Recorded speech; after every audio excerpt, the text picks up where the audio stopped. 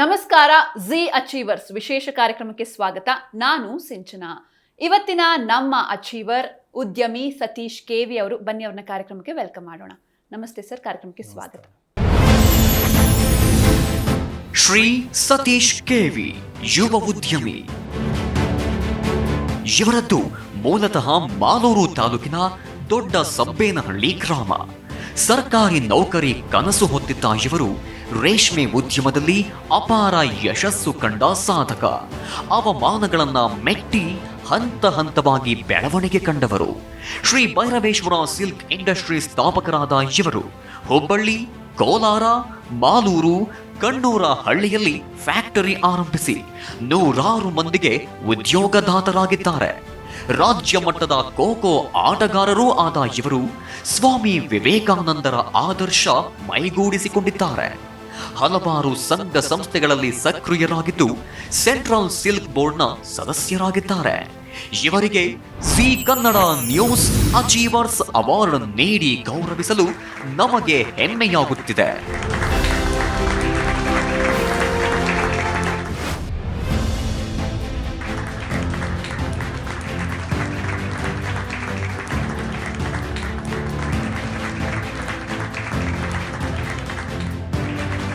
ನಮ್ಮಂಥ ಯುವ ಉದ್ಯಮಿಗಳನ್ನು, ಯುವಕರನ್ನು ಜಿ ಕನ್ನಡ ನ್ಯೂಸ್ ಅದು ಯಾವುದೇ ಒಂದು ಇದಿಲ್ಲದೆ ಗುರುತಿಸಿ ಈ ಒಂದು ಪ್ರಶಸ್ತಿ ಕೊಟ್ಟಿರೋದು ನಿಜಕ್ಕೂ ಸಂತೋಷ ಆಗಿದೆ. ಸರ್, ಇನ್ನು ಮೊದಲಿಗೆ ನೀವು ಮೂಲತಃ ಯಾವ ಊರಿನವರು, ಜೊತೆಗೆ ನಿಮ್ಮ ಬಾಲ್ಯ, ಕುಟುಂಬ, ಶಿಕ್ಷಣ ಇದ್ರ ಬಗ್ಗೆ ಹೇಳೋದಾದ್ರೆ?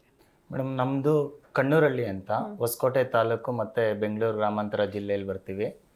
ಮೂಲತಃ ನಮ್ಮ ತಂದೆಯವರು ಅವ್ರದ್ದು ಒಂದು 3ನೇ ಕ್ಲಾಸ್ ಎಜುಕೇಷನ್ ಆದಮೇಲೆ ಅವರು ನಮ್ಮ ರೇಷ್ಮೆ ಉದ್ಯಮದಲ್ಲಿ, ಅಂದರೆ ಒಂದು ಟ್ವಿಸ್ಟಿಂಗ್ ಯೂನಿಟ್ ಅಂತ ಬರುತ್ತೆ, ಅಲ್ಲಿ ಅವರು ಒಂದು ಕೂಲಿ ಕಾರ್ಮಿಕರಾಗಿ ಕೆಲಸವನ್ನು ಪ್ರಾರಂಭ ಮಾಡ್ತಾರೆ.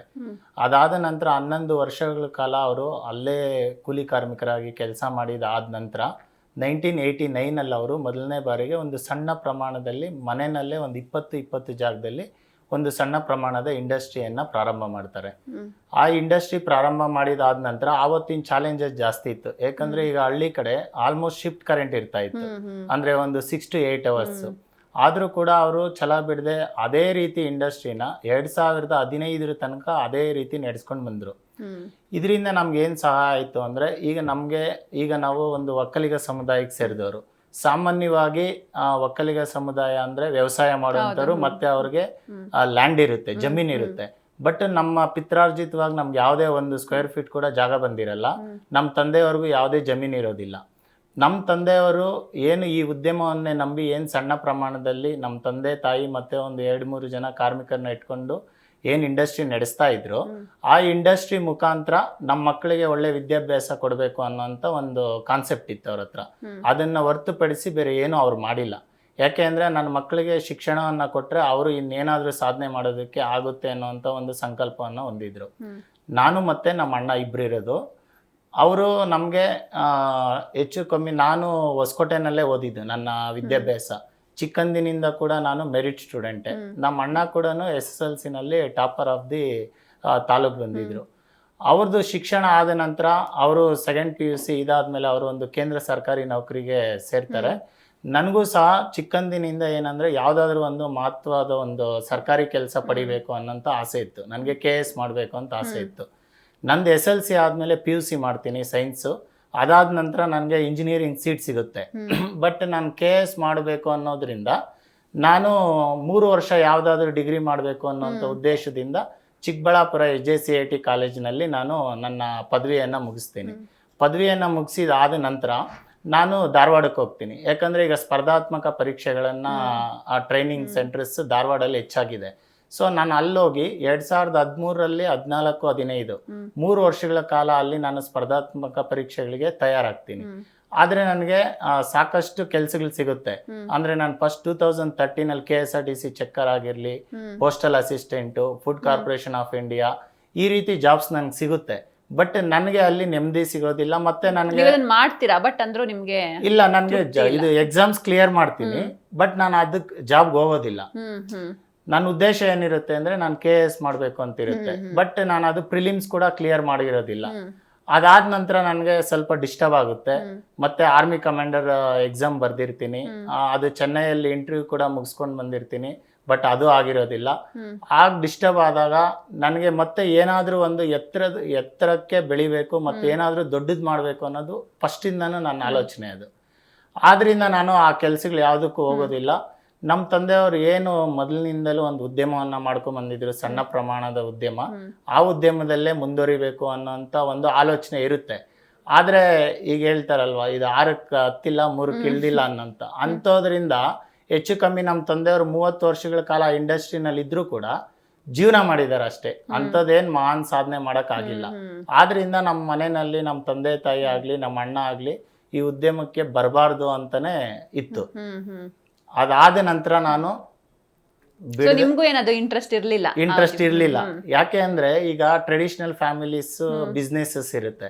ಈಗ ಹೋಟೆಲ್ ಬಿಸ್ನೆಸ್ ಇರ್ಬೋದು, ಟೈಲರಿಂಗ್ ಇರ್ಬೋದು, ಇಲ್ಲ ನಮ್ದು ರೇಷ್ಮೆ ಉದ್ಯಮ ಇರ್ಬೋದು. ಈ ರೀತಿ ಇಂಡಸ್ಟ್ರಿ ಸಾಮಾನ್ಯವಾಗಿ ಅವರು ಏಳಿಗೆ ಆಗಿರೋದು ಕಡಿಮೆ. ಯಾಕಂದ್ರೆ ಅವ್ರಿಗೆ ಚಾಲೆಂಜಸ್ ಇರುತ್ತೆ, ಕಾಂಪಿಟೇಷನ್ ಇರುತ್ತೆ, ಹಣಕಾಸು ಕೊರತೆ ಇರುತ್ತೆ. ಜಸ್ಟ್ ಅವ್ರು ತನ್ನ ಜೀವನವನ್ನು ನಡೆಸ್ಬೋದು ಅಷ್ಟೇ. ಆ ರೀತಿ ಇರೋದ್ರಿಂದ ನಮ್ಮ ತಂದೆ ತಾಯಿ ಈ ಉದ್ಯಮಕ್ಕೆ ಬರಬಾರ್ದು, ನೀನು ಮತ್ತೆ ಯಾವ್ದಾದ್ರು ನೌಕರಿಗೆ ಹೋಗ್ಬೇಕು, ಇಲ್ಲ ನಿನ್ಗೆ ಈಗಾಗಲೇ ಸರ್ಕಾರಿ ನೌಕರಿ ಸಿಕ್ಕಿತ್ತು, ಮತ್ತೊಮ್ಮೆ ಎಕ್ಸಾಮ್ಸ್ ಬರ್ದು ನೀನ್ ಸರ್ಕಾರಿ ನೌಕರಿಗೆ ಹೋಗ್ಬೇಕು ಅನ್ನೋದು ಇತ್ತು. ಅದಾದ ನಂತರ ನಾನು 2015ರಲ್ಲಿ ಡಿಸೈಡ್ ಮಾಡ್ತೀನಿ, ನಮ್ಮ ತಂದೆಯವ್ರಿಗೆ ಇಷ್ಟು ಬಹಳ ಅನುಭವ ಇದೆ, ಮತ್ತೆ ಸಾಕಷ್ಟು ಇದ್ರೊಳಗಡೆ ಶ್ರಮಿಸಿದ್ದಾರೆ, ಮತ್ತೆ ನಾನು ಇಂಡಸ್ಟ್ರಿ ಬಗ್ಗೆ ತಿಳ್ಕೊಳ್ಳೋದಕ್ಕೆ ಪ್ರಯತ್ನ ಪಡ್ತೀನಿ. 2015ರಲ್ಲಿ ನಾವು ಏನು ಒಂದು ಸಣ್ಣ ಪ್ರಮಾಣದಲ್ಲಿ ಒಂದು 4-5 ಜನ ಕಾರ್ಮಿಕರನ್ನ ಇಟ್ಕೊಂಡು ಏನು ಇಂಡಸ್ಟ್ರಿ ಮಾಡ್ತಾ ಇದ್ವಿ, ಈ ಉದ್ಯಮವನ್ನೇ ನಾವು ಇನ್ನೂ ದೊಡ್ಡದಾಗಿ ಮಾಡಬೇಕು, ಮತ್ತೆ ಈ ಉದ್ಯಮವನ್ನ ಎತ್ತರಕ್ಕೆ ತಗೊಂಡು ಹೋಗ್ಬೇಕು ಅನ್ನೋಂಥ ಒಂದು ಆಸೆ ಇರುತ್ತೆ ನನಗೆ. ಅದರ ಮೇಲೆ ನಾನು ವರ್ಕೌಟ್ ಮಾಡಿದಾಗ ಫಸ್ಟ್ ನಾನು ಏನು ಹುಡುಕ್ಬೇಕಾಗಿದೆ ಅಂದ್ರೆ ಸರ್ಕಾರದಲ್ಲಿ ಯಾವ ಸ್ಕೀಮ್ಸ್ ಇದೆ, ನಮ್ಮ ಇಂಡಸ್ಟ್ರಿಗೆ ಸಪೋರ್ಟ್ ಮಾಡೋ ತರ ಸ್ಕೀಮ್ಸ್ ಯಾವ್ದಿದೆ ಅನ್ನೋದ್ರ ಬಗ್ಗೆ ನಾನು ಫಸ್ಟ್ ಸ್ಟಡಿ ಮಾಡೋದಕ್ಕೆ ಹೋಗ್ತೀನಿ. ಆಗ 2015ಅಲ್ಲಿ ನಮ್ಮ ಶಿಡ್ಲಘಟ್ಟದಲ್ಲಿ ಒಬ್ರು ಸೈಂಟಿಸ್ಟ್ ಇದ್ರು, ಅವ್ರು ಈಗ ತೀರ್ಕೊಂಡ್ರು ಮೊನ್ನೆ, KN ಮಹೇಶ್ ಅಂತ. ಅವ್ರ ಸಹಕಾರದಲ್ಲಿ ನಾನು ಒಂದು ಫಸ್ಟ್ 2015ಅಲ್ಲಿ ಒಂದು ಸಣ್ಣ ಪ್ರಮಾಣದ ಮಲ್ಟಿ ಹ್ಯಾಂಡ್ ಯೂನಿಟ್ ಅನ್ನ ಮಾಡ್ತೀನಿ. ಅಂದ್ರೆ ರೇಷ್ಮೆ ನೂಲ್ ತೆಗೆಯುವಂಥದ್ದು. ಈಗ ಸಾಮಾನ್ಯವಾಗಿ ರೇಷ್ಮೆ ನೂಲ್ ತೆಗೆಯುವಂಥದ್ದು ರಾಮನಗರ ಇದೆ, ಶಿಡ್ಲಘಟ್ಟ ಇದೆ, ಮತ್ತೆ ಕೋಲಾರ ಇದೆ. ಟ್ರೆಡಿಷನಲ್ ಏರಿಯಾ ಬಿಟ್ಟು ಹೊರಗಡೆ ಬಂದಿಲ್ಲ. ಇದು ಹೊರಗಡೆ ಎಂದಕ್ ಬಂದಿಲ್ಲ ಅಂದ್ರೆ ಸ್ಕಿಲ್ ಲೇಬರ್ ಬೇಕು. ಸೊ ಆ ಚಾಲೆಂಜಸ್ ಇದ್ದಿದ್ರಿಂದ, ಮತ್ತೆ ಈ ರೇಷ್ಮೆ ನೂಲ್ ಆದ ನಂತರ ಏನು ನಾವು ಟ್ವಿಸ್ಟ್ ಮಾಡ್ತೀವಿ, ಆ ಕೆಲಸ ನಮ್ಮ ತಂದೆಯವರು ಆಲ್ರೆಡಿ ಒಂದು 30 years ಇಂದ ಈ ಜಾಬ್ ವರ್ಕ್ ಮಾಡ್ತಾ ಇರೋದ್ರಿಂದ ಸ್ವಲ್ಪ ಅನುಭವ ಇತ್ತು ಅದರಲ್ಲಿ ಅನ್ನೋವಂಥ ಧೈರ್ಯದ ಮೇಲೆ ನಾವು ಆ ಇಂಡಸ್ಟ್ರಿಗೆ ಬರ್ತೀವಿ. ಬಟ್ ಅಷ್ಟೊಂದು ಸುಲಭವಾಗಿರ್ಲಿಲ್ಲ ಅವಾಗ. ಈಗ ನಮ್ಗೆ ಏನು ಫಸ್ಟ್ ಒಂದು ಬಿಸ್ನೆಸ್ ಅಂದ್ರೆ ಫೈನಾನ್ಸ್ ಮೋಸ್ಟ್ ಇಂಪಾರ್ಟೆಂಟ್ ಆಗಿರುತ್ತೆ. ಯಾವುದೇ ತಂದೆ ತಾಯಿ ಆಗ್ಲಿ, ಯಾರೇ ಯೂತ್ ಇಂಡಸ್ಟ್ರಿಗೆ ಯಾಕೆ ಬರೋದಿಲ್ಲ ಅಂದ್ರೆ ಬಿಕಾಸ್ ಆಫ್ ಫೈನಾನ್ಸ್. ಬಟ್ ನನಗೊಂದು ನಂಬಿಕೆ ಏನಿತ್ತು ಅಂದ್ರೆ, ನಾನು ಫಸ್ಟ್ ಇಂಡಸ್ಟ್ರಿ ಸೈಜ್ ಕ್ಯಾಲ್ಕುಲೇಟ್ ಮಾಡಿದೆ. ಇಂಡಸ್ಟ್ರಿ ಸೈಜ್ ಕ್ಯಾಲ್ಕುಲೇಟ್ ಮಾಡಿದಾಗ 2015ರಲ್ಲಿ ಏನಿತ್ತು ಅಂದ್ರೆ, ಚೀನಾ ದೇಶದಿಂದ ಭಾರತಕ್ಕೆ ಬರ್ತಾ ಇದ್ದಂತ ರೇಷ್ಮೆ ಅದ್ರ ಸಂಖ್ಯೆ ಜಾಸ್ತಿ ಇತ್ತು. ಅಂದ್ರೆ ನಾವು ಏನಾದ್ರೂ ಒಳ್ಳೆ ಫ್ಯಾಬ್ರಿಕ್ ಮಾಡ್ಬೇಕಂದ್ರೆ, ಈಗ ಸೂರತ್ ಆಗ್ಲಿ, ವಾರಣಾಸಿ ಆಗ್ಲಿ, ಇಂಥ ದೊಡ್ಡ ದೊಡ್ಡ ವೀವರ್ಸ್ ಒಂದ್ ಒಳ್ಳೆ ಫ್ಯಾಬ್ರಿಕ್ ಮಾಡ್ಬೇಕಂದ್ರೆ they are totally depending on imported quality. ಯಾಕೆ ಅಂದ್ರೆ ಅವ್ರದ್ದು ಕ್ವಾಲಿಟಿ ಚೆನ್ನಾಗಿರುತ್ತೆ, ಮತ್ತೆ ಕೆಲಸ ಜಲ್ದಿ ಆಗುತ್ತೆ, ಮತ್ತೆ ಫಿನಿಶಿಂಗ್ ಬರುತ್ತೆ ಅಂತ. ಸೊ 2015, 16, 17ರಲ್ಲಿ ನಮ್ಮ ದೇಶದಲ್ಲಿ ಇಂಡಸ್ಟ್ರಿಗೆ ಏನು ಅಂತ ಮಹತ್ವ ಇರಲಿಲ್ಲ ರೇಷ್ಮೆ ಉದ್ಯಮಕ್ಕೆ. ಅಂದ್ರೆ ಆಗ ನಮ್ದು ಮುಖ್ಯವಾಗಿ ಇದ್ರೊಳಗಡೆ 5-6 ಜನ ಸ್ಟೇಕ್ ಹೋಲ್ಡರ್ಸ್ ಇದ್ದಾರೆ ಮೇಡಮ್. ಸಾಮಾನ್ಯವಾಗಿ ರೇಷ್ಮೆ ಸೀರೆ ಅಥವಾ ರೇಷ್ಮೆ ಬಟ್ಟೆ ಅಂದ್ರೆ ವಿವಿಂಗ್ ಅಷ್ಟು ತನಕ ಮಾತ್ರ ಇಟ್ಟಿರ್ತಾರೆ.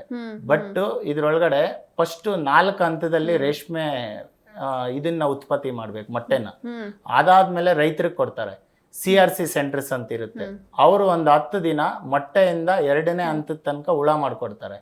ಆ ಹುಳ ಮಾಡಿದಾದ್ಮೇಲೆ ಆ ಹುಳನ ಮತ್ತೆ ರೈತರಿಗೆ ಕೊಡ್ತಾರೆ. ಆ ರೈತರು 25 ದಿನ ಆ ರೈತರ ಅದಕ್ಕೆ 4 ಹಂತದಲ್ಲಿ ಸಪ್ಪ ಹಾಕಿದಾದ್ಮೇಲೆ ಅದು ಗೂಡು ಕಟ್ಟುತ್ತೆ. ಗೂಡು ಕಟ್ಟಿದಾದ್ಮೇಲೆ 9ರಿಂದ 10 ದಿನಕ್ಕೆ ಅವನು ಮಾರ್ಕೆಟ್ ಮಾಡ್ತಾನೆ. ಅದನ್ನ ರೀಲರ್ ಪರ್ಚೇಸ್ ಮಾಡಿ ಅದನ್ನ ಅವನು ರೀಲ್ ಮಾಡ್ತಾನೆ. ಆ ದಾರ ನಾವು ಹಾಗೆ ಬಟ್ಟೆ ಮಾಡೋದಕ್ಕೆ ಆಗೋದಿಲ್ಲ. ಮತ್ತೆ ಟ್ವಿಸ್ಟೆಡ್ ಪ್ರೋಸೆಸ್ ಅಂತಿದೆ, ಟ್ವಿಸ್ಟಿಂಗ್ ಅಂತಿದೆ. ಈಗ ನಾವೊಂದು ಸ್ಯಾರಿ ಮಾಡ್ಬೇಕಾದ್ರೆ ಸ್ಟ್ರೈಟ್ ವಾರ್ಪ್ ಹಾಕ್ತಿವಿ, ವೆಫ್ಟ್ ಮಾಡ್ತೀವಿ, ಮತ್ತೆ ಬೇರೆ ಡ್ರೆಸ್ ಮೆಟೀರಿಯಲ್ ಬೇಕಾದ್ರೆ ಅದ್ರದ್ದು ಥಿಕ್ನೆಸ್ ಬೇರೆ ಇರುತ್ತೆ. ಅದಕ್ಕೆ ತಕ್ಕಂಗೆ ನಾವು ಟ್ವಿಸ್ಟಿಂಗ್ ಪ್ರೋಸೆಸ್ ಅಲ್ಲಿ ನಾವು ಮಾಡ್ತೀವಿ ಅದನ್ನ. ಅದಾದ್ಮೇಲೆ ಮತ್ತೆ ಬ್ಲೀಚಿಂಗ್ ಆಗಿ ಡಿಗಮಿಂಗ್ ಆಗಿ ಕಲರಿಂಗ್ ಆದ್ಮೇಲೆ ಲಾಸ್ಟ್ ಅಲ್ಲಿ ವೀವಿಂಗ್ ಹೋಗೋದು. ಇಷ್ಟು ಪ್ರೋಸೆಸ್ ಬಗ್ಗೆ ತಿಳ್ಕೊಳ್ಬೇಕು ಅನ್ನೋದು ನನ್ನ ಉದ್ದೇಶ ಆಗಿತ್ತು. ಮತ್ತೆ ನನಗೆ ಆವತ್ತಿನಿಂದ ಏನು ಒಂದು ಆಸೆ ಇತ್ತು ಅಂದ್ರೆ ರೂಟ್ ಟು ಫ್ಯಾಬ್ರಿಕ್ ಅನ್ನೋಂಥ ಒಂದು ಕಾನ್ಸೆಪ್ಟ್ ಮಾಡಬೇಕು ಅನ್ನೋಂಥದ್ದು ಒಂದು ಕಾನ್ಸೆಪ್ಟ್ ಇತ್ತು ನನಗೆ. ಅದನ್ನ ನಾವು ಇವತ್ತಿಗೆ ಸಾಧನೆ ಮಾಡಿದೀವಿ. ಅಂದ್ರೆ ನಾವು ಒಂದು 10 ಎಕರ್ಸ್ ಜಾಗದಲ್ಲಿ ಒಂದು 8 ಎಕರ್ಸ್ ಮಲ್ಬರಿ ಪ್ಲಾಂಟೇಶನ್ ಮಾಡಿದೀವಿ. ಮತ್ತೆ ಒಂದು 30,000 ಸ್ಕ್ವೇರ್ ಫೀಟ್ ಇರುವಂತ ಒಂದು ವಿಶಾಲವಾಗಿರುವಂತ ಒಂದು ರೀಲಿಂಗ್ ಹೌಸ್. ಮತ್ತೆ ನನಗೆ ಒಂದು ಆಸೆ ಏನಂದ್ರೆ ಲೈವ್ ಸಿಲ್ಕ್ ಮ್ಯೂಸಿಯಂ ಮಾಡಬೇಕು ಅಂತ. ಅಂದ್ರೆ ಈಗ ಯಾರಿಗಾದ್ರೂ ರೇಷ್ಮೆ ಬಟ್ಟೆ ಅಥವಾ ರೇಷ್ಮೆ ಬಗ್ಗೆ ತಿಳುವಳಿಕೆ ತಗೊಬೇಕು ಅಂದ್ರೆ ಅವರು ಬರೀ ಬಟ್ಟೆ ನೋಡಿರ್ತಾರೆ, ಅವರು ಟೋಟಲಿ ರೂಟ್ ಇಂದ ಫ್ಯಾಬ್ರಿಕ್ ತನಕ ಪ್ರೋಸೆಸ್ ಲೈವ್ ಆಗಿ ನೋಡ್ಬೇಕು ಅನ್ನೋಂಥದ್ದು ನನ್ನೊಂದು ಕಾನ್ಸೆಪ್ಟ್ ಇತ್ತು. ಆದ್ರಿಂದ ಈಗ ನಾವು ನಾನು ಮಾಲೂರು ಮತ್ತೆ ದೊಡ್ಡಸಭೆನಹಳ್ಳಿ ಹೇಳಿದೆ, ಅಲ್ಲಿ ಈಗ ನಾವು ಅದನ್ನ ಮಾಡಿದೀವಿ. ಟೋಟಲಿ ನಮ್ದು 4 ಬ್ರಾಂಚಸ್ ಇದೆ ಮೇಡಮ್. ನಮ್ದು ಹುಬ್ಳಿನಲ್ಲಿದೆ, ಅದು ಬಂದು ಇಂಪೋರ್ಟೆಡ್ ಮಿಷಿನ್, ಚೈನಾಯಿಂದ ಇಂಪೋರ್ಟ್ ಮಾಡಿ ರಾ ಸಿಲ್ಕ್ನ ನಾವು ಎಕ್ಸ್ಟ್ರಾಕ್ಟ್ ಮಾಡ್ತಾ ಇದ್ದೀವಿ. ನಮ್ದು ಕಣ್ಣೂರಲ್ಲಿ ಏನಿದೆ ಅಲ್ಲಿ ನಾವು ಮಲ್ಟಿ ಅಂಡ್ ರೀಲಿಂಗ್ ಅಂತ, ಅಂದ್ರೆ ಟ್ರೆಡಿಷನಲ್ ರೀಲಿಂಗು ಮತ್ತೆ ಒಂದು 2000 ಕೆಪಾಸಿಟಿ ಇರುವಂತ ಒಂದು ಟ್ವಿಸ್ಟಿಂಗ್ ಯೂನಿಟ್ ಇದೆ. ಮತ್ತೆ ಕೋಲಾರಲ್ಲಿ ನಮ್ದು ಒಂದು ಟ್ರೇಡಿಂಗ್ ಆಫೀಸ್ ಇದೆ. ಅಂದ್ರೆ ನಾವು ಒಂದು 10 ರಿಂದ 12 ಜನ ರೀಲರ್ಗಳನ್ನ ಟೈಅಪ್ ಮಾಡ್ಕೊಂಡು ಅವ್ರಿಗೆ ಬೇಕಾಗಿರುವಂತ ಹಣ ಸಹಾಯ ಮಾಡಿ ಅವ್ರು ಏನ್ ರೇಷ್ಮೆ ಉತ್ಪಾದನೆ ಮಾಡ್ತಾರೆ ಆ ರೇಷ್ಮೆನ ನಾವು ಬೈಬ್ಯಾಕ್ ಮಾಡ್ತೀವಿ. ಮತ್ತೆ ಈಗ ಫೈನಲ್ ನಮ್ದೊಂದು ಬಿಗ್ ಪ್ಲಾಂಟ್ ಮಾಡಿರೋದು ನಾವು ಮಾಲೂರಲ್ಲಿ, ಅಲ್ಲಿ ರೂಟ್ ಟು ಫ್ಯಾಬ್ರಿಕ್ ನಾನು ಆಗ್ಲೇ ಹೇಳ್ದಂಗೆ ಒಂದು ಲೈವ್ ಮ್ಯೂಸಿಯಂ ಆ ರೀತಿ ಕಾನ್ಸೆಪ್ಟ್ ಅಡಿಯಲ್ಲಿ ನಾವು ಆ ಒಂದು ಬ್ರಾಂಚ್ ಅನ್ನ ಮಾಡಿದೀವಿ. ಈಗ ನೀವು ಒಂದ್ ಕಡೆ ಸರ್ಕಾರಿ ಉದ್ಯೋಗ ಪಡಿಬೇಕು ಅಂತ ಅನ್ಕೊಂಡಿದ್ರಿ, ಆದ್ರೆ ಟ್ವಿಸ್ಟ್ ಆಯಿತು, ತದನಂತರದಲ್ಲಿ ನೀವು ಉದ್ಯಮಿ ಆದ್ರಿ. ಸೊ ಈಗ ಉದ್ಯಮ ಅಂತಂದರೆ ಸಾಕಷ್ಟು ಚಾಲೆಂಜಸ್ ಇರುತ್ತೆ, ಏಳು ಬೇಳು ಇರುತ್ತೆ, ಅವಮಾನ ಅಪಮಾನ ಎಲ್ಲ ಇರುತ್ತೆ. ಸೊ ಅದನ್ನೆಲ್ಲ ಹೆಂಗೆ ಮೆಟ್ಟಿ ನಿಂತ್ರಿ ನೀವು ನಿಮ್ಮ ಇನಿಷಿಯಲ್ ಡೇಸಲ್ಲಿ? ಜೊತೆಗೆ ಈಗ ಏನಾದರೂ ಒಂದು ಹೊಸ್ತು ಮಾಡೋಕ್ಕೆ ಹೊರಟಿದ್ದೀವಿ ಅಂದರೆ ಸಪೋರ್ಟ್ ಮಾಡೋರ್ಕಿಂತ ಕಾಲೆಳೆಯೋರೇ ಜಾಸ್ತಿ. ಸೊ ಆ ಬಗ್ಗೆ ಹೇಳೋದಾದ್ರೆ ಅದು ಸತ್ಯವಾದ ಮಾತು ಮೇಡಮ್. ಈಗ ಅವಮಾನ ಮಾಡೋರು ಇದ್ದಾರೆ ಅಂದ್ರೆ ಅವರು ನಮ್ಮ ಮೆಂಟರ್ಸ್ ಇದ್ದಂಗೆ. ಈಗ ನಾವೇನಾದ್ರೂ ಒಳ್ಳೆ ಕೆಲಸ ಮಾಡ್ತೀವಿ ಅಂದ್ರೆ ಬರೀ ಒಳ್ಳೆ ಕೆಲಸ ಮಾಡೋದ್ರ ಬಗ್ಗೆ ನಮ್ಮ ಬೆನ್ ತಟ್ಟಿದ್ರೆ ನಾವು ಮುಂದೆ ಬರೋದಕ್ಕಾಗಲ್ಲ. ಅವಮಾನ ಮಾಡೋರು ಏನ್ ಮಾಡ್ತಾರೆ ಅಂದ್ರೆ, ಈಗ ಫಾರ್ ಎಕ್ಸಾಂಪಲ್ ನಾವು ಏನು ಬ್ಯಾಕ್ ಗ್ರೌಂಡ್ ಇಲ್ಲ ನಮ್ಗೆ, ನಮ್ಮೂರಲ್ಲಿ ಏನ್ ಹೇಳ್ತಾ ಇದ್ರು, ನಮ್ಮ ತಂದೆಯವರು ಒಂದು ಒಳ್ಳೆ ಸ್ಕೂಲ್ಗೆ ಹಾಕಿದಾಗ ಇವ್ರಿಗೆ ತಿನ್ನಕ್ಕೆ ಸರಿಯಾಗಿ ಗತಿ ಇಲ್ಲ, ಇಂಥವ್ರಿಗೆ ಮಕ್ಕಳಿಗೆ ಒಳ್ಳೆ ಸ್ಕೂಲ್ಗೆ ಹಾಕಿ ಅವ್ರ ಮಕ್ಕಳಿಗೆ ಒಳ್ಳೆ ಶೂ ಒಳ್ಳೆ ಯೂನಿಫಾರ್ಮ್ ಹಾಕೊಂಡು ಹೋಗ್ತಾನೆ ಅಂತ ಹೇಳೋರು. ಆಗ ನಮ್ಗೆ ಏನ್ ಅನ್ಸ್ತಾ ಇತ್ತು ಅಂದ್ರೆ, ನಮ್ಮ ತಂದೆ ತಾಯಿ ಕಷ್ಟಕ್ಕೆ ತಕ್ಕಂಗೆ ನಾವು ಓದ್ಬೇಕು ಅನ್ಸ್ತಾ ಇತ್ತು. ಉದ್ದಿಮೆಗೆ ಬಂದ್ಮೇಲೆ ಏನ್ ಹೇಳೋರು ಅಂದ್ರೆ, ಇವ್ರ ಅಪ್ಪ ಅಮ್ಮ ಇಡೀ ಜೀವನನೇ ಕಷ್ಟಪಟ್ಟು ಎಜುಕೇಶನ್ ಕೊಟ್ರೆ ಅದನ್ನ ನೀರಲ್ಲಿ ಹೋಮ ಮಾಡ್ಬಿಟ್ಟು ಏನೋ ಬಿಸ್ನೆಸ್ ಮಾಡ್ತೀನಿ ಅಂತ ಮತ್ತೆ ಊರಲ್ಲಿ ಅಲಿತಾ ಇದ್ದಾನೆ, ಇಂಥ ಮಕ್ಳು ಯಾರಿಗೂ ಇರಬಾರ್ದು ಅನ್ನೋಂತ ಹೇಳ್ತಾ ಇದ್ರು. ಅದಾದ್ಮೇಲೆ ಅದು ನಮ್ಗೆ ಏನ್ ಮತ್ತೆ ಒಂದು ಅಲಾರಾಮ್ ತರ ಏನಾಯ್ತು ಅಂದ್ರೆ, ನಾವು ಇದನ್ನ ಇಲ್ಲಿಗೆ ಕೈ ಬಿಡ್ದಿರಾ ಈ ಉದ್ದಿಮೆದಲ್ಲಿ ನಾವು ಇನ್ನೂ ಉತ್ತುಂಗಕ್ಕೆ ಹೋಗ್ಬೇಕು, ಈ ಉದ್ದಿಮೆಯನ್ನು ನಾವು ಇನ್ನೂ ಡೆವಲಪ್ ಮಾಡ್ಬೇಕು ಅನ್ನೋಂತ ಒಂದು ಛಲ ಬಂತು. ಈಗ ಒಂದು ಅಚೀವರ್ ಅಂತ ನೀವು ಕರಿಬಹುದು. ಮತ್ತೆ 75ನೇ ವರ್ಷದಲ್ಲಿ ಸುವರ್ಣ ಮಹೋತ್ಸವ ಅಂತ ಆಚರಣೆ ಮಾಡಿದ್ರು ಸೆಂಟ್ರಲ್ ಸಿಲ್ಕ್ ಬೋರ್ಡ್ ಅಲ್ಲಿ. ಅದ್ರ ಒಳಗಡೆ ಇಡೀ ಇಂಡಿಯಾದಲ್ಲೇ ಆಲ್ ಸ್ಕೀಮ್ಸ್ ಇಂಪ್ಲಿಮೆಂಟ್ ಮಾಡಿಕೊಂಡು ಮತ್ತೆ ಒಂದು ಬೆಸ್ಟ್ ರೀಲರ್ ಅಂತ ನಂದು ಒಂದು ವಿಡಿಯೋ ಮಾಡಿ ಅದನ್ನ ಪಬ್ಲಿಷ್ ಮಾಡಿದ್ರು ಅವರು. ಆ ಪ್ರೋಗ್ರಾಮ್ಗೆ ನಮ್ಮ secretariat of the ministry of textile ಮತ್ತೆ ಸೆಂಟ್ರಲ್ ಮಿನಿಸ್ಟ್ರು ಎಲ್ಲರೂ ಬಂದಿದ್ರು. ಅದ್ರ ಇವತ್ತಿನ ಈ ದಿನದ ಬಗ್ಗೆ ಹೇಳೋದಕ್ಕೆ ತುಂಬಾ ಸುಲಭ ಅನ್ಸುತ್ತೆ, ಬಟ್ ನಮ್ ಫೈನಾನ್ಸ್ ಆಗ್ಲಿ ಇಲ್ಲ ಕಾಲ ಎಳ್ದವ್ರ ಬಗ್ಗೆ ಆ ದಿನಗಳ ಬಗ್ಗೆ ನಾವೇನಾದ್ರೂ ಅವತ್ ಕಿವಿ ಕೊಟ್ಟು ಅಲ್ಲೇ ನಿಂತ್ಕೊಂಡಿದ್ದಿದ್ರೆ 100% ನಾವು ಇಲ್ಲಿಗೆ ಬರಕ್ ಆಗ್ತಾ ಇರ್ಲಿಲ್ಲ. ನಾನು ಮೊದಲು ಫಸ್ಟ್ ಬ್ರಾಂಚ್ ಸ್ಟಾರ್ಟ್ ಮಾಡ್ದಂಗ ನನ್ನ ತಲೆನಲ್ಲಿ ಏನಿತ್ತು ಅಂದ್ರೆ, ಫಸ್ಟ್ ಈ ಬಿಸ್ನೆಸ್ ಸೈಜ್ ಕ್ಯಾಲ್ಕುಲೇಟ್ ಮಾಡಿದೆ. ಇದನ್ನ ಕ್ಯಾಲ್ಕುಲೇಟ್ ಮಾಡಿ ಇದರಲ್ಲಿ ಲೀಡರ್ ಯಾರು? ಚೈನಾ. 2019 ನಾನು ಚೈನಾಗ ಹೋಗ್ಬಿಟ್ಟು ಬಂದೆ. ಚೈನಾಗ ಒಂದು 15 days ಟೂರ್ ಮಾಡ್ಕೊಂಡು ಬಂದೆ. ಟೂರ್ ಅಂದ್ರೆ ನಾನು ಯಾವುದೇ ಪ್ಲೇಸಸ್ ನೋಡ್ಲಿಲ್ಲ, ಏನ್ ನಮ್ಮ ಇಂಡಸ್ಟ್ರಿ ಇದೆ ಅಂತ. ಬಟ್ ನನಗೆ ಆಗ ಅನ್ಸಿದೇನಂದ್ರೆ, ಟೆಕ್ನಾಲಜಿ ಕಡೆ ಅವರು ಫೋಕಸ್ ಕಾನ್ಸಂಟ್ರೇಟ್ ಆಗ್ತಾ ಇದ್ದಾರೆ, ಡೈವರ್ಟ್ ಆಗ್ತಾ ಇದ್ದಾರೆ. ಅವರು ಏನ್ ಟ್ರೆಡಿಷನಲ್ ಬೇಸ್ಡ್ ಇಂಡಸ್ಟ್ರೀಸ್ ಇದೆ ಅವರು ಕೈ ಬಿಡ್ತಾ ಇದ್ದಾರೆ. ಇದನ್ನ ನಾನು 2019 ನನ್ನ ಮೈಂಡಲ್ಲಿ ಇಟ್ಕೊಂಡಿದ್ದಾದ್ಮೇಲೆ ನಾನು ಈ ಚೈನಾಯಿಂದ ಏನು ಇಂಪೋರ್ಟ್ ಆಗ್ತಾ ಇದೆ ಆ ಕ್ವಾಲಿಟಿ ಸಿಲ್ಕ್ ತೆಗಿಬೇಕು ಅನ್ನೋಂಥ ಒಂದು ಕಾನ್ಸೆಪ್ಟ್ ಬಂತು. ಆ ಮಿಷಿನರಿನ ನಾವು ತಗೊಂಬಂದು ನಾವು ಆ ಮಿಷಿನರಿನ ಮಾಡಬೇಕು ಅನ್ನೋಂಥ ಒಂದು ಛಲ ಬಂತು ನನಗೆ. ಬಟ್ ಛಲ ಬಂದಿದ ಮಟ್ಟಿಗೆ ಅದನ್ನ ಮಾಡೋದಕ್ಕೆ ಆಗೋದಿಲ್ಲ. ಆ ಮಿಷಿನರಿ ಕಾಸ್ಟೇ ಹೆಚ್ಚು ಕಮ್ಮಿ 2 ಕೋಟಿ ಆಗುತ್ತೆ. ಆ ಪ್ಲಾಂಟ್ ಇನ್ಸ್ಟಾಲೇಷನ್ ಅದನ್ನ ಟೋಟಲ್ ಓವರ್ ಸೆಟಪ್ ಮಾಡ್ಬೇಕಂದ್ರೆ ನಿಮ್ಗೊಂದು 5 crores ಆಗುತ್ತೆ. ಬಟ್ ನನಗೆ ಏನ್ ಫ್ಯೂಚರ್ ಇದೆ ಅಂತ ಗೊತ್ತಿತ್ತು. ನಾನು ಅದನ್ನ ಕ್ಯಾಲ್ಕುಲೇಟ್ ಮಾಡಿದಾಗ ಮೇಡಮ್, ವರ್ಲ್ಡ್ ಅಲ್ಲಿ 3,60,000 ಮೆಟ್ರಿಕ್ ಟನ್ ರೇಷ್ಮೆ ಉತ್ಪಾದನೆ ಆಗ್ತಾ ಇತ್ತು ಇಡೀ ಪ್ರಪಂಚದಲ್ಲಿ. ನಾನು ಆವತ್ತೇ ಪ್ರಿಡಿಕ್ಟ್ ಮಾಡಿದ್ದೆ ಇದು ಹೆಚ್ಚು ಕಮ್ಮಿ 1-1.5 ಲಕ್ಷಕ್ಕೆ ಇಳಿಯುತ್ತೆ ಅಂತ. ಅದರಂತೆ ಈಗ ನಮ್ಮ ಸೆಂಟ್ರಲ್ ಸಿಲ್ಕ್ ಬೋರ್ಡ್ ಡೇಟಾ ಪ್ರಕಾರ 2024-25ರಲ್ಲಿ ಇಡೀ ಪ್ರಪಂಚ ಉತ್ಪತ್ತಿ ಮಾಡ್ತಾ ಇರೋದೇ 1,10,000 ಮೆಟ್ರಿಕ್ ಟನ್. 3,60,000 ಪ್ರಪಂಚದಲ್ಲಿ ಇದ್ದಿದ್ದು 1,10,000ಕ್ಕೆ ಹೋಗಿದೆ. ಚೈನಾ ಒಂದೇ ದೇಶ 1,60,000 ಮೆಟ್ರಿಕ್ ಟನ್ ಉತ್ಪಾದನೆ ಮಾಡ್ತಾ ಇತ್ತು ಕೋವಿಡ್ ಮೊದಲು. ಈಗ ಅವರು 50,000 ಮೆಟ್ರಿಕ್ ಟನ್ ಮಾಡ್ತಾ ಇದ್ದಾರೆ. ಇಡೀ ಪ್ರಪಂಚದಲ್ಲಿ ಯಾವುದಾದ್ರೂ ಒಂದು ದೇಶ ಮಾತ್ರ ಪ್ರಪಂಚದಲ್ಲಿ 5 ತರ ರೇಷ್ಮೆ ಇದೆ ಮೇಡಮ್. ತಸ್ಸಾರ್, ಏರಿ, ಮುಗ, ಓಕ್ ತಸ್ಸಾರ್ ಮತ್ತೆ ಮಲ್ಬರಿ ಅಂತ. ಈಗ ನಾವೇನು ಇಲ್ಲಿ ರೇಷ್ಮೆ ಗೂಡು ನೋಡ್ತೀವಿ ಇದೆಲ್ಲ ಮಲ್ಬರಿ. ಇದು ಟೋಟಲ್ ನಮ್ಮ ದೇಶದಲ್ಲಿ ಬಿಫೋರ್ ಕೋವಿಡ್ ನಾವು 28,000 ಮೆಟ್ರಿಕ್ ಟನ್ ರೇಷ್ಮೆ ಉತ್ಪಾದನೆ ಮಾಡ್ತಾ ಇದ್ವಿ. ಈಗ 41,000 ಮೆಟ್ರಿಕ್ ಟನ್ ರೇಷ್ಮೆ ಉತ್ಪಾದನೆ ಮಾಡ್ತಾ ಇದ್ವಿ. ನಮ್ ಕನ್ಸಂಪ್ಷನ್ ಎಷ್ಟಿದೆ ಅಂದ್ರೆ 47,000 ಮೆಟ್ರಿಕ್ ಟನ್ ಇದೆ. ಅಂದ್ರೆ ನಾವು ಉತ್ಪಾದನೆ ಮಾಡ್ತಾ ಇರೋದಕ್ಕಿಂತ ಹೆಚ್ಚಾಗಿ ಬಳಕೆ ಮಾಡ್ತಾ ಇದೀವಿ ನಾವು. ನಮ್ಗೆ ಒಂದು ಏನಿದೆ ಅಂದ್ರೆ ರೇಷ್ಮೆ ಸೀರೆ ಯಾರು ಉಡೋದಿಲ್ಲ, ರೇಷ್ಮೆ ಬಟ್ಟೆ ಯಾರು ಹಾಕೋದಿಲ್ಲ, ಈಗೆಲ್ಲ ಡ್ರೆಸ್ ಅದು ಇದು ಹಾಕ್ತಾರೆ, ಇದಕ್ಕೆ ಫ್ಯೂಚರ್ ಇಲ್ಲ ಅನ್ನೋಂಥ ಕಾನ್ಸೆಪ್ಟ್ ಇದೆ. ನಮ್ ಕನ್ಸಂಪ್ಷನ್ 47,000 ಮೆಟ್ರಿಕ್ ಟನ್ ಆದ್ಮೇಲೆ ಪ್ರಪಂಚದ 3,60,000 ಮೆಟ್ರಿಕ್ ಟನ್ ನಾವು ಮ್ಯಾಚ್ ಮಾಡ್ಬೇಕಂದ್ರೆ ನಾವ್ ಏನ್ ಮಾಡ್ಬೇಕು ಅನ್ನೋದ್ರ ಬಗ್ಗೆ ಆಲೋಚನೆ ಮಾಡ್ಬೇಕು. ಆಗ ನಾವು ಮಾಡಿದ್ದೆ ಇಂಪೋರ್ಟೆಡ್ ಅಂದ್ರೆ ಎಕ್ಸ್ಪೋರ್ಟ್ ಕ್ವಾಲಿಟಿ ಮಾಡುವಂತ ರೇಷ್ಮೆಯನ್ನ ನಾವು ಮಾಡಬೇಕು. ಅದಕ್ಕೆ ತಕ್ಕಂಗಿರುವಂತ ಎಕ್ವಿಪ್ಮೆಂಟ್ಸ್ ನ, ಅದಕ್ಕೆ ತಕ್ಕಂತೆ ಇರುವಂತ ಮೆಷಿನರೀಸ್ ನ ನಾವು ಮಾಡಬೇಕು ಅಂತ ನಾನು ಫಂಡ್ ಮತ್ತೆ ಅದ್ರ ಬಗ್ಗೆ ಹೇಳಿದೆ. ನಮ್ಮ ದೇಶದಲ್ಲಿ ಎಷ್ಟೋ ಜನ ಯುವಕರು ನಾವೇನ್ ಅನ್ಕೊಳ್ತೀವಿ ಅಂದ್ರೆ ನಮ್ಗೆ ಅವಕಾಶ ಇಲ್ಲ. ಯಾಕೆ ಅವಕಾಶ ಇಲ್ಲ ಅಂತ ತಿಳ್ಕೊಂತೀವಿ ಅಂದ್ರೆ ನಾವು ಅವಕಾಶನ ಹುಡುಕಿರಲ್ಲ. ಈಗ ನಾನು ಏನ್ ಮಾಡಿದೀನಿ, ಸಾಮಾನ್ಯವಾಗಿ ಎಲ್ಲದಕ್ಕೂ ಸರ್ಕಾರ ಸ್ಕೀಮ್ಸ್ ಇದೆ.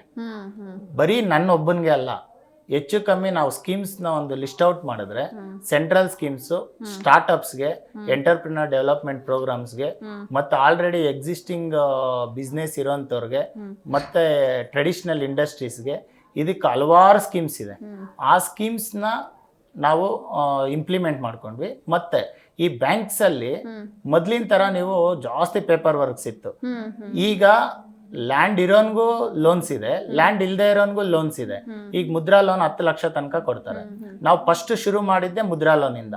ನಾವು ಒಂದು 10 ಲಕ್ಷದಿಂದ ಶುರು ಮಾಡಿದ್ದು, ಇವತ್ತು ಹೆಚ್ಚು ಕಮ್ಮಿ ನಮ್ದು ಒಂದು 5 ಕೋಟಿ ಲೋನ್ಸ್ ಇದೆ.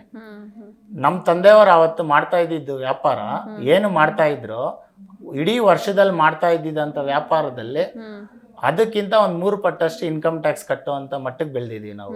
ಅಂದ್ರೆ ಹೆಚ್ಚು ಕಮ್ಮಿ ನಾವು ಒಂದು ವರ್ಷಕ್ಕೆ ಒಂದು 30 ಕೋಟಿ ಟರ್ನ್ ಓವರ್ ಮಾಡುವಂತ ಕಂಪ್ನಿ ಮಾಡಿದೀವಿ ಲೀಗಲಿ. ಇಷ್ಟಕ್ಕೂ ಕಾರಣ ಏನಂದ್ರೆ ನಮ್ಗೆ ಏನ್ ಫ್ಯೂಚರ್ ಇದೆ ನಾವು ಅದನ್ನ ಚೇಂಜ್ ಮಾಡಬೇಕು. ನಮ್ಗೆ ಇಂಡಸ್ಟ್ರಿ, ಈಗ ನಮ್ ಟೆಕ್ಸ್ಟೈಲ್ ಇಂಡಸ್ಟ್ರಿ ಪ್ರತಿ ದೇಶದಲ್ಲೂ ಜನಸಂಖ್ಯೆ ರೈಸ್ ಆಗ್ತಾ ಇದೆ, ಮತ್ತೆ ಕೊಳ್ಳುವ ಸಂಖ್ಯೆ ಜಾಸ್ತಿ ಆಗ್ತಾ ಇದೆ. ಈಗ ಕಾರ್ಗೆ, ಬೈಕ್ಸ್ಗೆ, ಒಳ್ಳೆ ಬ್ರಾಂಡೆಡ್ ಮೆಟೀರಿಯಲ್ಸ್ಗೆ, ಮೊಬೈಲ್ಸ್ಗೆ ಯಾಕೆ ಡಿಮ್ಯಾಂಡ್ ಬರ್ತಾ ಇದೆ ಅಂದ್ರೆ ಅದನ್ನ ತಗೊಳ್ಳೋಂತ ಶಕ್ತಿ ಇದೆ ನಮ್ಮ ಪಬ್ಲಿಕ್ ಹತ್ರ, ಜನ ಹತ್ರ. ಅಂಥದ್ರಲ್ಲಿ ಲಕ್ಸುರಿ ಮೆಟೀರಿಯಲ್ಸ್ ಕೂಡ ತಗೊಳ್ತಾರೆ. ಅದಕ್ಕಾಗದೆ ಮತ್ತೆ ಬೇರೆ ದೇಶಗಳಿಗೆ ಕೂಡ ಅವಕಾಶ ಇದೆ, ಇದರ ಅವಶ್ಯಕತೆ ಇದೆ. ಆದ್ರೆ ಉತ್ಪಾದನೆ ಮಾಡುವಂತ ದೇಶ ಬೇರೆ ಯಾವುದೂ ಇಲ್ಲ, ನಾವು ಭಾರತನೇ ಆಗಿರೋದ್ರಿಂದ ನಾವು ಇದನ್ನ ಮಾಡಬೇಕು ಅನ್ನೋಂಥ ಒಂದು ಅಡಿಯಲ್ಲಿ ನಾವು ಈ ಬಿಸ್ನೆಸ್ ಅನ್ನ ಸೆಲೆಕ್ಟ್ ಮಾಡಿದ್ದೀವಿ ಮೇಡಮ್. ಸರ್, ಇನ್ನು ಇದಕ್ಕೆ ಅಂದ್ರೆ ನಿಮ್ಮ ಈ ಉದ್ಯಮಕ್ಕೆ ನಿಮ್ಮ ಫ್ಯಾಮಿಲಿ ಸಪೋರ್ಟ್ ಹೇಗಿದೆ ಅಂತ? 100% ಮೇಡಮ್. ಈಗ ಫ್ಯಾಮಿಲಿ ಒಂದೇ ಅಲ್ಲ, ಮುಖ್ಯವಾಗಿ ನಾನು ಈ ಬಿಸ್ನೆಸ್ಗೆ ಬಂದಾಗ ನನಗೆ ಆವತ್ತಿನಿಂದ ಇವತ್ತಿನವರೆಗೂ ನಮ್ಮ ಅಣ್ಣ ಬ್ಯಾಕ್ ಬೋನು. ನಮ್ಮ ಅಣ್ಣ ಮಹೇಶ್ ಅಂತ, ಅವರು ಸರ್ಕಾರಿ ಕೆಲಸದಲ್ಲಿ ಇದ್ರು ಕೂಡ ಅವರು ನಾನೇನ್ ಕನ್ಸ್ಕೊಂಡಿದೀನಿ ಆ ಕನ್ಸಿಗೋಸ್ಕರ ಹಗಲು ರಾತ್ರಿ ದುಡಿತಾ ಇದ್ದಾರೆ.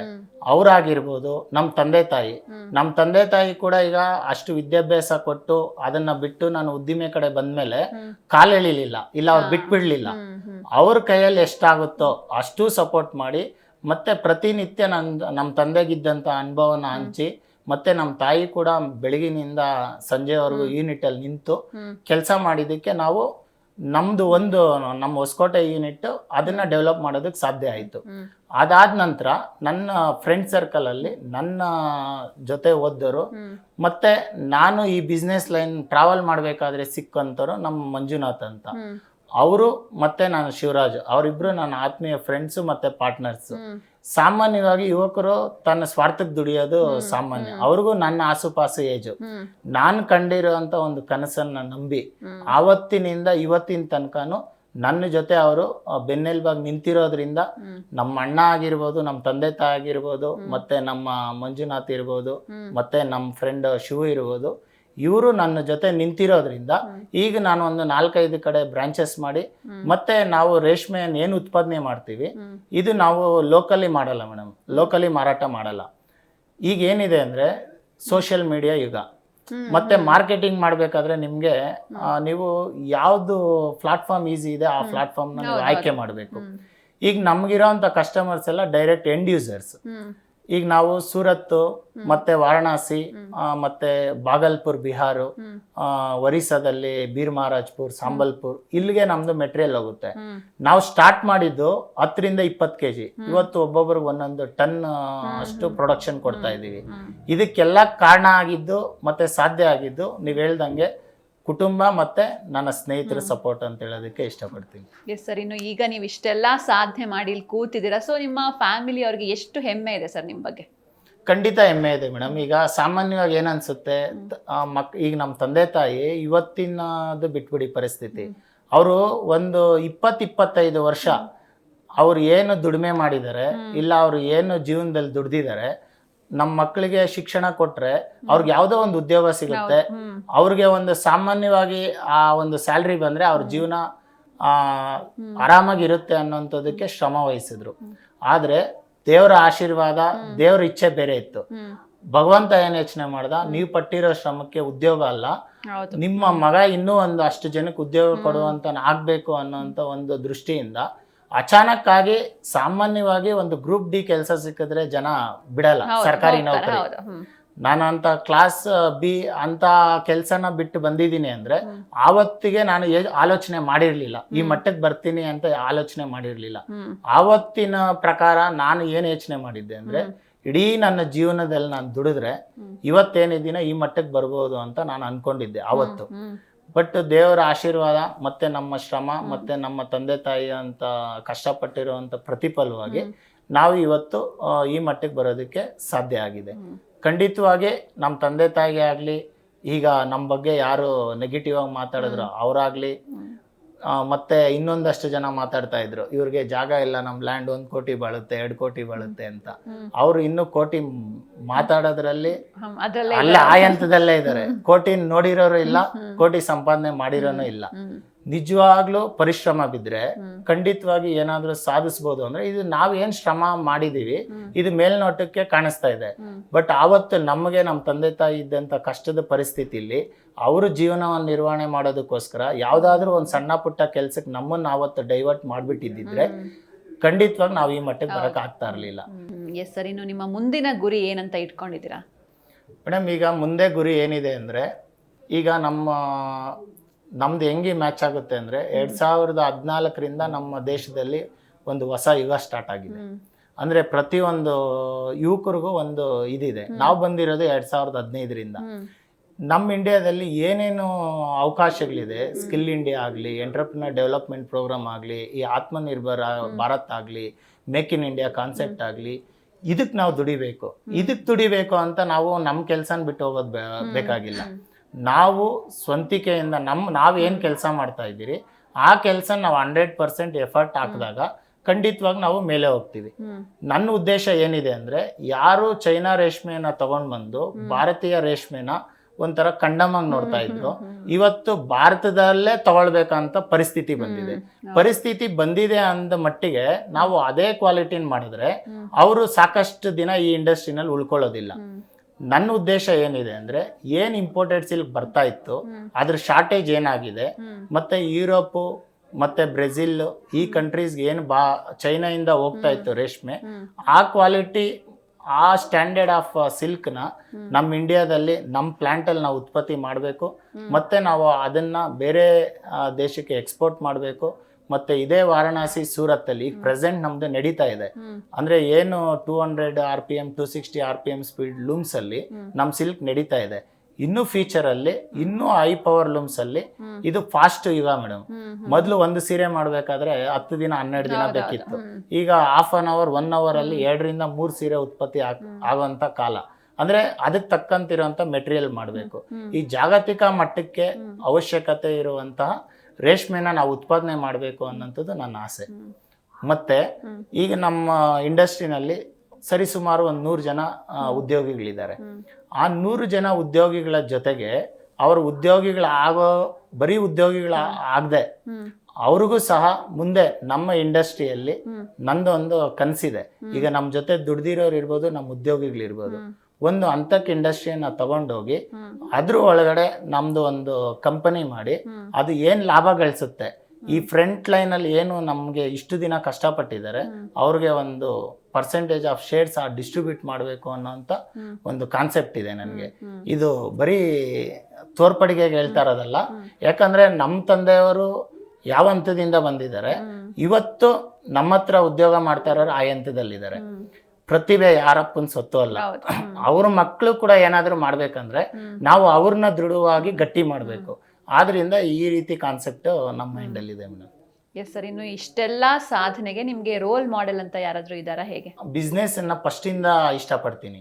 ಈಗ ನೋಡಿ, ನೀವು ಪ್ರಪಂಚದಲ್ಲಿರೋ ಟಾಪ್ ಶ್ರೀಮಂತರನ್ನ ಲಿಸ್ಟ್ ಔಟ್ ಮಾಡಿ, ಯಾರು ಬ್ಯಾಕ್ ಗ್ರೌಂಡ್ ಇರೋಂಥವ್ರು ಯಾರು ಇಲ್ಲ. ಈಗ ಅಮೆಝಾನ್ ಓಪನ್ ಮಾಡಿರೋರು ಇರ್ಬೋದು, ಜಾಕ್ಮಾ ಇರ್ಬೋದು, ಎಲನ್ ಮಾಸ್ಕ್ ಇರ್ಬೋದು, ಅವರು ಟ್ಯಾಲೆಂಟ್ ಮೇಲೆ ಬಂದಿರೋಂಥವ್ರು. ನಾವು ಅವ್ರನ್ನ ರೋಲ್ ಮಾಡೆಲ್ ಆಗಿ ಇಟ್ಕೊಂಡಿಲ್ಲ. ನಾನೇನು ಹೇಳಕ್ ಹೊರಟಿದ್ದೀನಿ ಅಂದ್ರೆ, ಪ್ರತಿಯೊಬ್ಬನ ಕೈಯಲ್ಲೂ ಶ್ರಮ ಹಾಕಿ ಭವಿಷ್ಯ ಏನಿದೆ ಅನ್ನೋದನ್ನ ಫಸ್ಟ್ ನಾವು 10 ವರ್ಷ 15 ವರ್ಷಕ್ಕೆ ಮೊದಲೇ ನಾವು ಅದನ್ನ ಪ್ಲಾನ್ ಮಾಡ್ಕೊಂಡಾಗ 100% ಸಕ್ಸಸ್ ಅನ್ನೋದು ಸಿಕ್ಕೇ ಸಿಗುತ್ತೆ. ಈ ಶಾರ್ಟ್ ಕಟ್ ಸಕ್ಸಸ್ ಬಿಟ್ಟು ನಾವು ಲಾಂಗ್ ಟರ್ಮ್ ಆಗಿ ಯೋಚನೆ ಮಾಡಬೇಕು. ಅದಾದ ನಂತರ ನಾನು ಬಹುಮುಖ್ಯವಾಗಿ ನಾನು ರೋಲ್ ಮಾಡಲು ಮತ್ತೆ ನಾನು ಅವ್ರ ಕೋಟ್ಸು ಅವ್ರ ಬುಕ್ಸು ಫಾಲೋ ಮಾಡೋದಂದ್ರೆ ಸ್ವಾಮಿ ವಿವೇಕಾನಂದರು.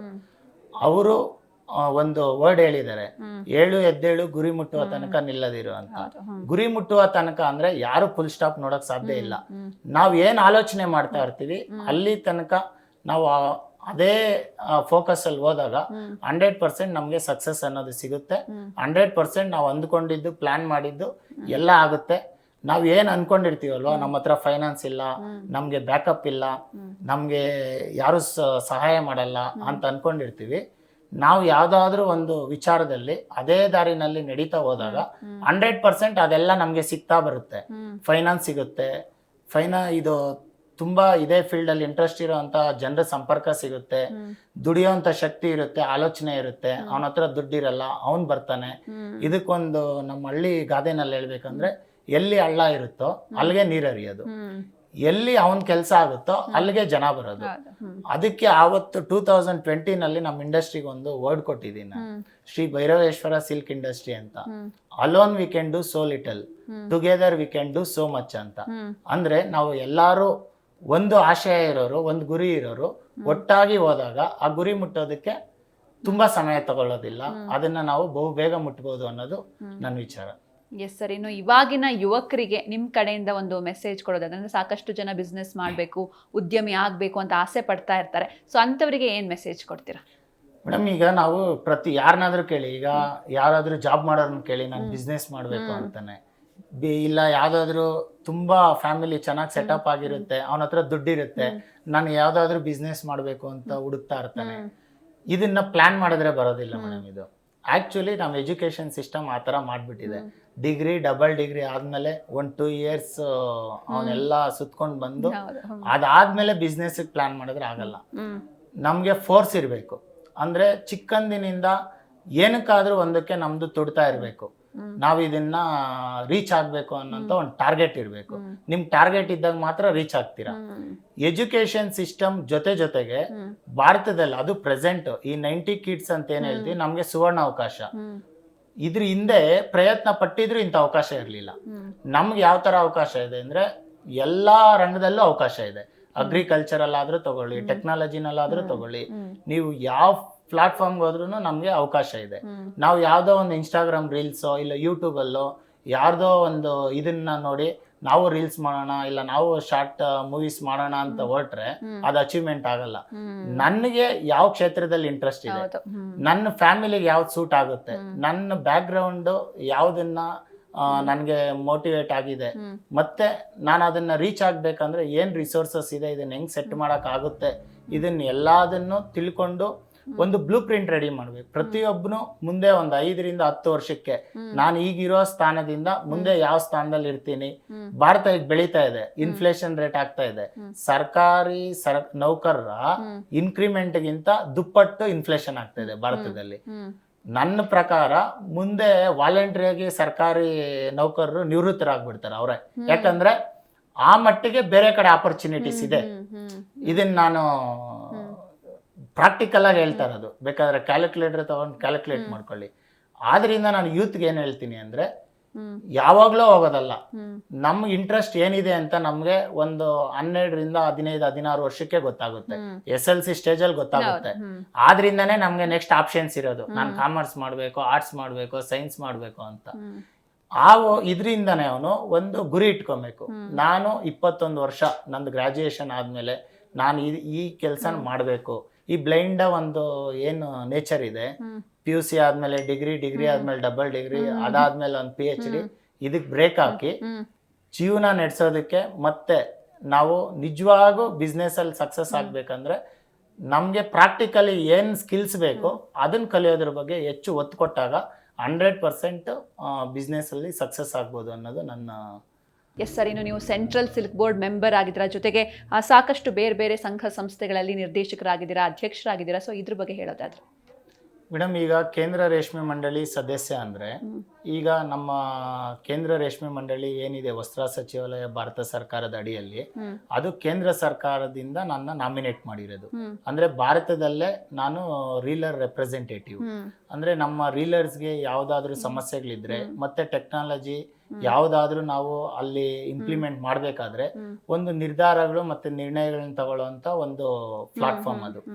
ಇಲ್ಲಿ ನಾನು ಯಾವುದೇ ನನ್ನ ವೈಯಕ್ತಿಕ ಆಸೆ ಇಲ್ಲದೆ ನಿಜವಾಗ್ಲೂ ಇಂಡಸ್ಟ್ರಿಗೆ ಏನ್ ಬೇಕು ಅದನ್ನ ಮಾಡೋದ್ರ ಸಲುವಾಗಿ ನಾನು 100% ನಾನು ಎಫರ್ಟ್ಸ್ ಹಾಕ್ತಾ ಇದ್ದೀನಿ. ಮ್ಯಾಕ್ಸಿಮಮ್ ಏನಿದೆ ಅಂದ್ರೆ, ಯಾರು ನಾನು ರೈತ ಮುಖಂಡ ಇಲ್ಲ ನಾನು ಯಾವ್ದಾದ್ರು ಒಂದು ಸಂಘ ಅದ್ರ ಮುಖಂಡ, ಇವರು ಸಾಮಾನ್ಯವಾಗಿ ಏನ್ ಮಾಡ್ತಾರೆ ಅಂದ್ರೆ ಅವುಗಳ ಹೆಸರು ಹೇಳ್ಕೊಂಡು ಅವ್ರ ಅಭಿವೃದ್ಧಿ ಆಗ್ತಾ ಇರ್ತಾರೆ. ನಿಜಕ್ಕೂ ರೈತರ ಅಭಿವೃದ್ಧಿ ಆಗ್ತಾ ಇದಾರ ಇಲ್ಲ ನಿಜಕ್ಕೂ ರೈತರಿಗೆ ಮುಟ್ಟಬೇಕಾಗಿರುವಂತ ಸವಲತ್ತುಗಳು ಮುಟ್ತಾ ಇದಾವ, ಇದ್ರ ಬಗ್ಗೆ ಜನರಿಗೆ ಕಾಳಜಿ ಇಲ್ಲ. ಮತ್ತೆ ನನ್ನ ಉದ್ದೇಶ ಮತ್ತೆ ನನ್ನ ಕಾರ್ಯವೈಖರಿ ಯಾವ ರೀತಿ ಇದೆ ಅಂದ್ರೆ, ನಮ್ದೇನಿದ್ರು ಸ್ಟ್ರೈಟ್ ಟು ಸ್ಟ್ರೈಟ್. ಈಗ ನಾವು ಯಾವುದೇ ಒಂದು ಅಧಿಕಾರಿಗಳ ಹತ್ರ ಕೈ ಚಾಚೋದಿಲ್ಲ. ಅದೇ ರೀತಿ ಯಾವುದೇ ವೈಯಕ್ತಿಕ ಲಾಭವನ್ನು ಕೂಡ ಅಪೇಕ್ಷೆ ಪಡೋದಿಲ್ಲ. ಮೆರಿಟ್ ಮೇಲೆ ನಮ್ಗೆ ಏನ್ ಬರುತ್ತೋ ಅದು ನಮ್ಗೆ ಬಂದ್ರೆ ಸಾಕು ಅನ್ನೋಂತ ಕ್ಯಾಟಗರಿಯವ್ರು ನಾವು. ಈ ಸಾಮಾನ್ಯವಾಗಿ ನೀವು ಕಾಡಲ್ಲಿ ಹೋದಾಗ ನೇರವಾಗಿ ಬೆಳೆದಿರೋ ಮರನೇ ಫಸ್ಟ್ ಕಟ್ ಮಾಡೋದು, ಸಾಮಾನ್ಯವಾಗಿರೋದನ್ನ ಕಟ್ ಮಾಡಲ್ಲ. ಈ ರೀತಿ ಸಂಘಗಳಲ್ಲಿ ಇನ್ನೊಂದ್ರಲ್ಲಿ ನಮ್ಗೆ ಆಪೋಸಿಷನ್ ಬರುತ್ತೆ. ಆಲ್ರೆಡಿ ಅವರು ಆ ರೀತಿ ಸಂಘಟನೆಗಳಲ್ಲಿ ಅದ್ರ ಹೆಸರು ಹೇಳ್ಕೊಂಡು ವೈಯಕ್ತಿಕವಾಗಿ ಲಾಭವನ್ನ ಪಡ್ಕೊಂಡಿರ್ತಾರೆ. ಅಂತ ಜಾಗದಲ್ಲಿ ನಮ್ಮನ್ನ ನಿಜಕ್ಕೂ ಆಶ್ಚರ್ಯ ಅನ್ಸುತ್ತೆ. ಸಾಮಾನ್ಯವಾಗಿ ನಮ್ಮಂತ ನೇರ ನುಡಿ ಮತ್ತೆ ಯಾವುದೇ ಒಂದು ಭ್ರಷ್ಟಾಚಾರ ಇನ್ನೊಂದು ಮತ್ತೊಂದು ಯಾರಿಗೂ ಫೇವರಿಸಮ್ ಮಾಡದೇ ಇರೋರ್ನಿಗೆ ನಮ್ಮ ಕೋಲಾರದ ರೈತರು ಅವಕಾಶ ಮಾಡಿಕೊಟ್ಟಿರೋದು ನಿಜಕ್ಕೂ ನನಗೊಂದು ಹೆಮ್ಮೆ ಅನ್ಸುತ್ತೆ. ಮತ್ತೆ ಅವ್ರಿಗೆ ಅವ್ರ ಹಿತದೃಷ್ಟಿಯಿಂದ ಈಗಾಗಲೇ ನಾನು ಸಾಕಷ್ಟು ಕೆಲಸಗಳನ್ನು ಮಾಡಿದ್ದೀನಿ. ಸೆಂಟ್ರಲ್ ಸಿಲ್ಕ್ ಬೋರ್ಡ್ ಮೆಂಬರ್ ಆಗಿ ನಮ್ಮದ್ರಲ್ಲಿ ಒಬ್ಬ ಸೈಂಟಿಸ್ಟ್ ಇದ್ರು. ನಾನು ಬೋರ್ಡ್ ಅಲ್ಲಿ ಇಟ್ಟು ಮತ್ತೆ ಅಲ್ಲಿಗೆ ಮತ್ತೆ 2 ಸೈಂಟಿಸ್ಟ್ ನ ತರೋದ್ರಲ್ಲಿ ಕೂಡ ಸಕ್ಸಸ್ ಆಗಿದ್ದೀವಿ. ಮತ್ತೆ ರೈತರಿಗೆ ಎಲ್ಲಾ ರೀತಿಯಲ್ಲೂ ಯಾವ ರೀತಿ ಅನುಕೂಲ ಆಗ್ಬೇಕು ಎಲ್ಲಾ ರೀತಿಯಲ್ಲೂ ಕೂಡ ನಾನು ಶ್ರಮವನ್ನು ವಹಿಸ್ತಾ ಇದ್ದೀನಿ. ನಿಸ್ವಾರ್ಥವಾಗಿ ಖಂಡಿತವಾಗಿ ನಾವು ಈ ಸಂಘಟನೆಗಳಲ್ಲಿ ಇಲ್ಲ ಅಸೋಸಿಯೇಷನ್ ಅಲ್ಲಿ ಕೋಆಪರೇಟಿವ್ ಸೊಸೈಟಿಲಿ ಬಿಸ್ನೆಸ್ ಮಾಡಕ್ ಹೋಗ್ಬಾರ್ದು. ಪ್ರತ್ಯೇಕವಾಗಿ ನಾವು ಬಿಸ್ನೆಸ್ ಮಾಡ್ತಾ ಇದ್ದೀವಿ. ಆದ್ರಿಂದ ನಮ್ಗೆ ಇದ್ರಲ್ಲಿ ಅವಕಾಶ ಇದೆ. ಆ ಅವಕಾಶವನ್ನ ನಾವು ಸದುಪಯೋಗ ಪಡಿಸ್ಕೊಂಡು ಅವ್ರಿಗೆ ಒಳ್ಳೇದಾಗೋ ರೀತಿ ಕೆಲಸ ಮಾಡಬೇಕು ಅನ್ನೋದು ನಮ್ಮ ಇಚ್ಛೆ ಇದೆ. ಎಸ್, ಇನ್ನು ಇಲ್ಲಿ ತನಕ ಬಂದು ಇಷ್ಟೊತ್ತು ನಿಮ್ಮ ಪ್ರೀಶಿಯಸ್ ಟೈಮ್ನ ನಮಗೆ ಕೊಟ್ಟಿದ್ದಕ್ಕೆ thank you so much sir. Thank you madam. ನೋಡಿದ್ರಲ್ವಾ ವೀಕ್ಷಕರೇ, ಶ್ರೀಯುತ ಸತೀಶ್ KV ಅವರ ಸಾಧನೆಯ ಬದುಕು ಹೇಗಿತ್ತು ಅಂತ. ಇವರ ಮುಂದಿನ ಜೀವನಕ್ಕೆ ಶುಭವಾಗ್ಲಿ ಅಂತ ಹಾರೈಸ್ತಾ ಇದಾಗಿತ್ತು ಇವತ್ತಿನ ವಿಶೇಷ. ನೋಡ್ತಾ ಇರಿ ಜೀ ಕನ್ನಡ ನ್ಯೂಸ್, ಸತ್ಯವೇ ಸುದ್ದಿಯ ಜೀವಾಳ.